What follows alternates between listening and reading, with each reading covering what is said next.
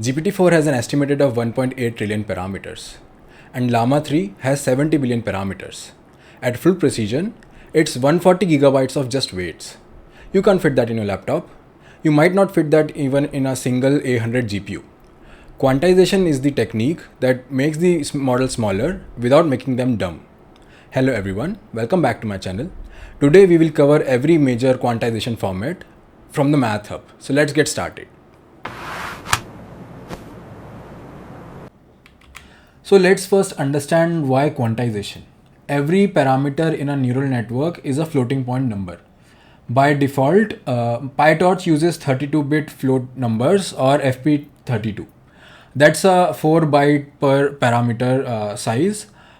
So a 70 billion parameter model will be equal to 280 gigabyte size. So quantization asks one question: do we really need that much precision? Think about it, like for example, if we have a weight something like 0.2344, so is it matter, or does it matter if we round it off to 0.33 or 0.34? Maybe not, or maybe in some cases yes. So quantization reduces the number of bits used to represent each weight. So this will be like fewer bits equal to smaller model, faster inference and less memory. So now let's discuss the first two formats. These are the natural floating point formats, that is FP32 and FP16. In FP32 we have one sign bit, 8 exponent bits and 23 mantissa bits, and it ranges from plus minus 3.4 into 10 to the power 38. It has a precision of 7 decimal digits and it takes the memory of 4 bytes per parameter. On the other hand, the FP16, it takes one sign bit, 5 exponent bits and 10 mantissa bits. So the range reduces to plus minus 65,504 bits, and that is much narrower. And so the precision also reduces to around 3 decimal digits, and the memory also reduces to 2 bytes per parameter. FP16 halves memory and doubles throughput on modern GPUs, which have dedicated FP16 tensor cores. The problem with the FP16's small exponent range causes overflow and underflow during training, and large activations exceed 65,504 that bit and become infinity.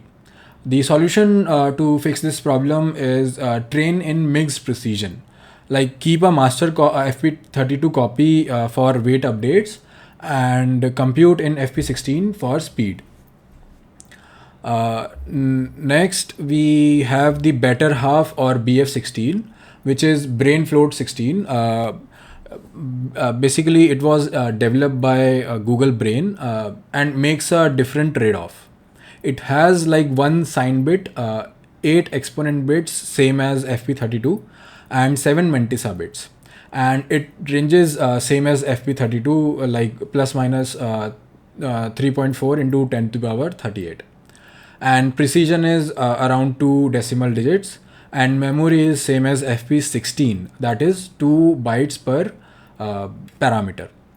So by keeping FP32's exponent, BF16 eliminates the overflow problem, and you lose precision, like fewer mantissa bits, but you keep the range. And for deep learning, range matters more than precision, because weights are usually small but the activation can spike. And so BF16 is now the standard training format for large models on TPUs, H100s and modern A100s. And like models like Llama 3, Mistral and Gemma all are trained and released in BF16. Next we have is int8 or integer quantization. Now we are moving from float to int. This quantization maps floating point value to 8-bit integers, like minus 128 to plus 127 range. The process is simple, we collect the statistics on weight distribution, we choose a scale factor and 0 point, and then we map int equals to round off value of FP32 divided by scale, then we add the 0 point to it. And to use the FP32, convert from int 8 to FP32, we simply use the formula of int 8 minus 0 point and multiply that value by scale. So in this, the memory is 1 byte per parameter, which is 4 times smaller than FP32 and 2 times smaller than BF16. It has two main variants, like post-training quantization or PTQ. This quantizes after training. It is fast, but the accuracy drops in it. And the second one is quantization aware training, QAT. It simulates quantization during training. It has better accuracy, but it needs retraining. The key challenge is like outlier activation. Some activations are much longer than other, and making it harder to find a good scale factor.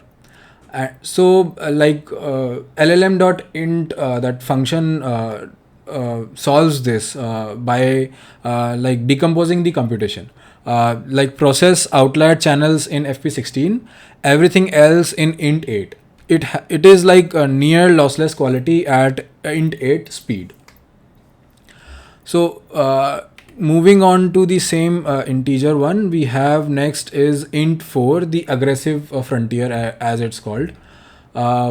Int 4 pushes further by doing 16 possible values per weights, or 4 bits instead of 8, and that's a 8 times compression versus FP32.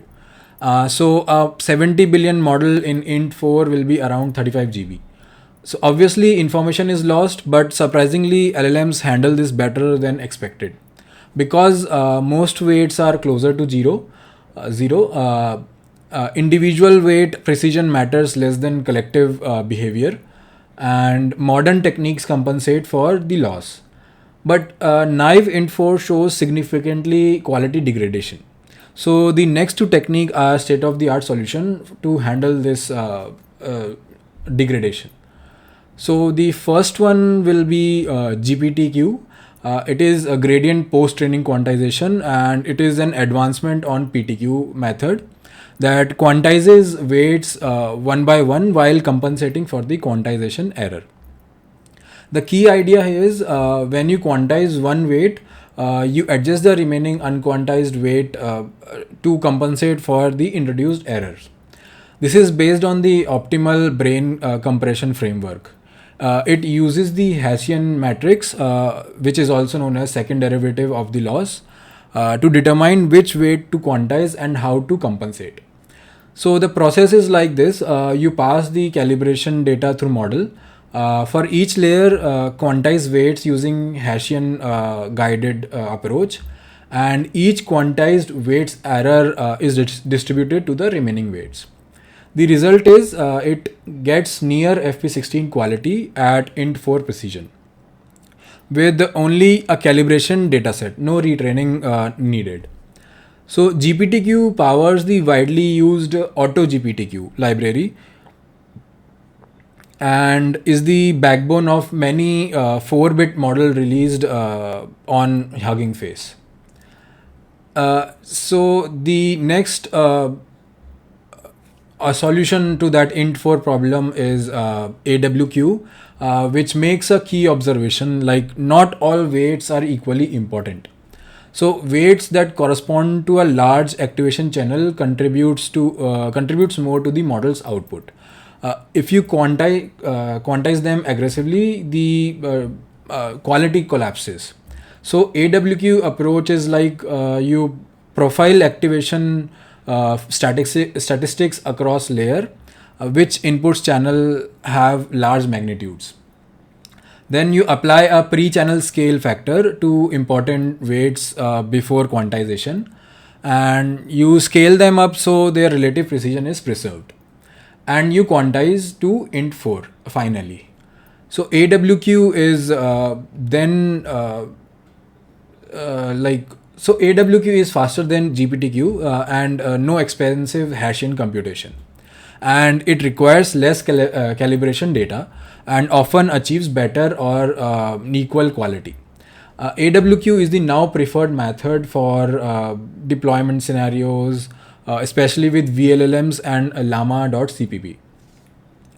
And finally, we have the GGUF format, which was formerly known as GGML. It isn't a quantization method.